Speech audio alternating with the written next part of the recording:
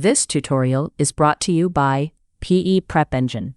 Free study guides and practice questions at peprepengine.com. Week 4, Lesson 4, Gear Geometry and the Involute. Lesson 3 turned rotation into a straight line push with a power screw.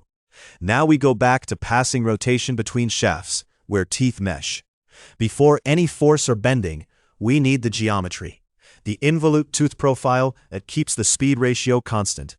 The pitch circle where gears effectively roll, and the two-way language of tooth size, diametral pitch and module, plus the center distance and the pressure angle that let a pair run together.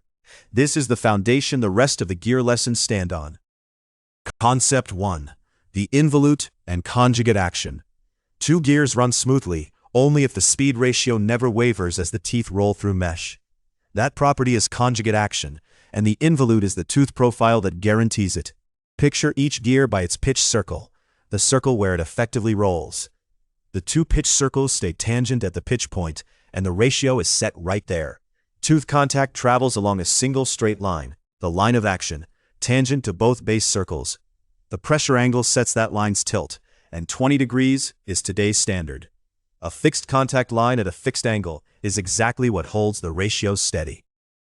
Concept 2. The language of tooth size. Diametral pitch is teeth per inch of pitch diameter, the US measure. A bigger diametral pitch means finer teeth. Module is its metric mirror, millimeters of pitch diameter per tooth. So, a bigger module means larger teeth.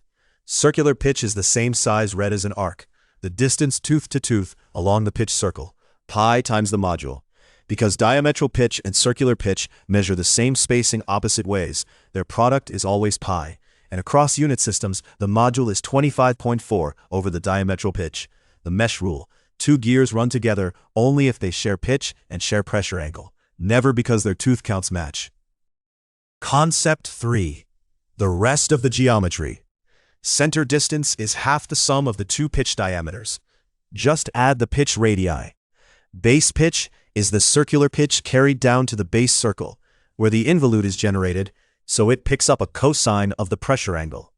For a full depth 20-degree tooth, the addendum is 1 over the diametral pitch, and the dedendum is 1 1/4 times that.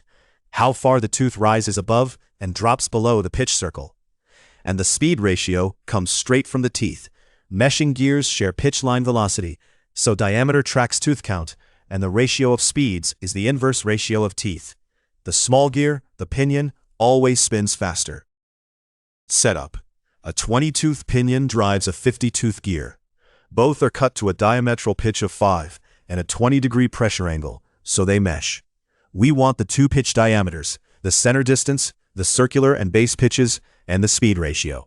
The plan: diameters from the diametral pitch, then center distance, then the pitches, then the ratio from the tooth counts. Solve. Part 1. Diametral pitch is teeth over diameter, so diameter is teeth over diametral pitch. The pinion is 4, the gear 10. Center distance is half their sum, 7, the same as adding the two pitch radii. And it's the pitch diameters that set the shaft spacing, never the outside diameters. Solve. Part 2. Circular pitch is pi over the diametral pitch, about 0.63. And it checks against the identity that diametral pitch times circular pitch equals pi. Base pitch is that circular pitch times the cosine of the pressure angle, dropping to about 0.59 because it rides the base circle.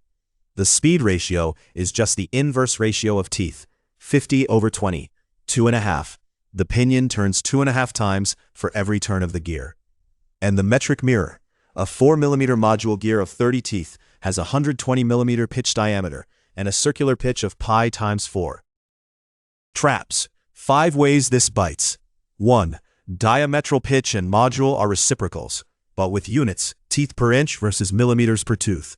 So don't just flip one to get the other. 2. Center distance uses pitch diameters, not outside diameters. 3. Gears mesh when they share pitch and pressure angle, not when tooth counts match. 4. Base pitch carries a cosine of the pressure angle because it lives on the base circle. Dropping it is the classic slip. 5. The speed ratio is the inverse of the tooth ratio, so the pinion spins faster. Don't read it straight. Quick recall. Diametral pitch is teeth over diameter. Module is its metric inverse, diameter over teeth. Circular pitch is pi times the module, and diametral pitch times circular pitch is always pi. Center distance is half the sum of the pitch diameters. Base pitch is circular pitch times the cosine of the pressure angle, and the speed ratio is the inverse tooth ratio. Golden rule: fix the pitch and pressure angle, read every diameter off the tooth count, and take the ratio straight from the teeth, inverted. Next up, Lesson 5, Spur Gears, Forces, and Tooth Bending. This lesson set the geometry, where teeth touch and how fast they turn. Now we load them. Lesson 5 builds the tangential and radial tooth forces that ride the line of action, and the bending stress that sizes the tooth.